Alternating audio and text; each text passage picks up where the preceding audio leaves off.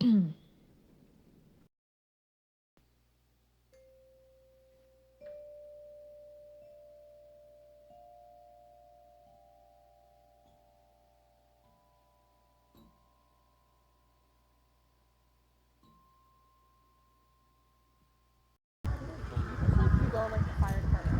here we go. 3, 2, 1. Oh, he did. Oh, boy. Oh. No. No.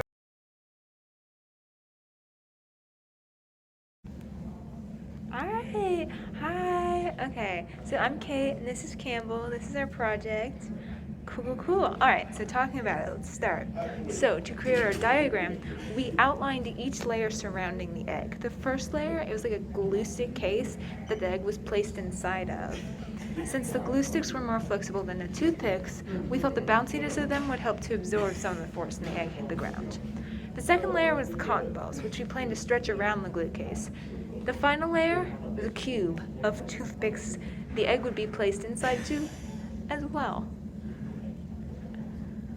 with a pyramid spike on all sides. I lost my place, but we're good. This full casing allowed the device to spin and still protect the egg on all sides, unlike Jonathan's silly little arc device. His silly little stupid boat thing. Egg-breaking little silly thing. When the egg hit the ground, we hoped the spikes would break, or at least take some of the force away from the egg, while also allowing the egg to roll so the impact was lengthened. But Jonathan didn't think of that. The little fool. Absolutely laughable goof. Campbell. So as we built our apparatus, we did change our design slightly from our original design. So the length of the glue sticks was shorter than we anticipated. So we used toothpicks, as shown here, Thank you.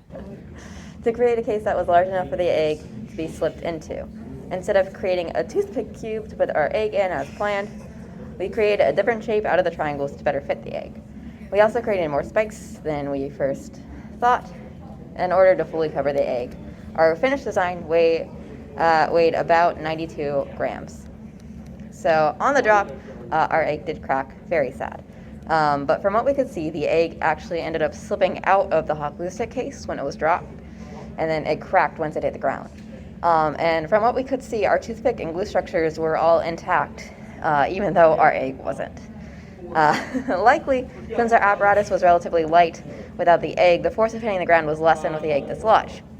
So our apparatus did not take as much damage as the egg did. Instead of our spikes being the location of a brake to take the force of the fall, as intended, our egg was. Our final velocity was negative 11.07 meters per second, and we calculated that our apparatus was dropped from 12.5 meters. So to improve our design, the first step would be to better secure the egg, because when the apparatus hit the ground, the case we designed was not enough to stop the momentum of the egg. So it kind of continued moving out of the case and cracked on the ground. But utilizing more toothpicks instead of only glue sticks would probably help fix that one. We didn't use enough. Yeah. Our second issue, it was the lack of force absorption in our design. Our spikes were meant to absorb the force by breaking or causing the apparatus to rotate when it hit the ground, which did not happen. Neither occurred. Unfortunately not. Yeah. Increasing the size and doubling up the toothpicks to make a stronger spike apparatus would help us fix these issues. Yes. What's up? It's Campbell and Kate. What's up? It do be us. It do be us. My arms are shaking. Okay, goodbye.